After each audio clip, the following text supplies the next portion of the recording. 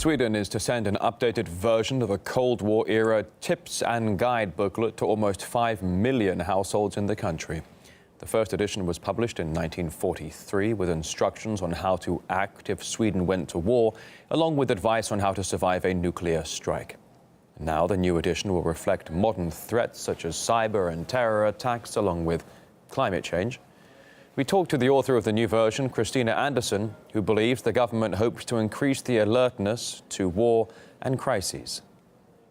The Swedish government has decided that the knowledge among the Swedish citizens in how to prepare for a crisis, but also for the threat of war, need to increase. People find that the security in the world as a whole, but also in Europe and in Sweden, has worsened. We live in a quite unsafe world. The image of threat is so complex, and you can read about it almost every day in media. So it's like it's surrounding you all the time, so to speak. Despite some of the stated issues, the Swedish government is placing Russia at the center of current security concerns. The security policy situation in our part of the world has deteriorated. There are more and more reports of Russian disinformation and impact operations. An armed attack against Sweden cannot be ruled out, nor can we exclude military force or such a threat being used against us. We got reaction from independent journalist Martin Summers.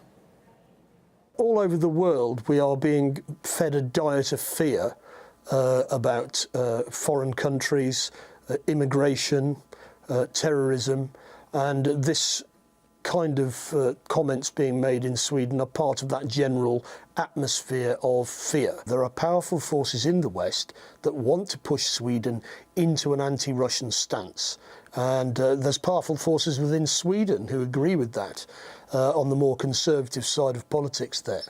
And this is all part of that ongoing debate and dialogue within Sweden and within Europe in general.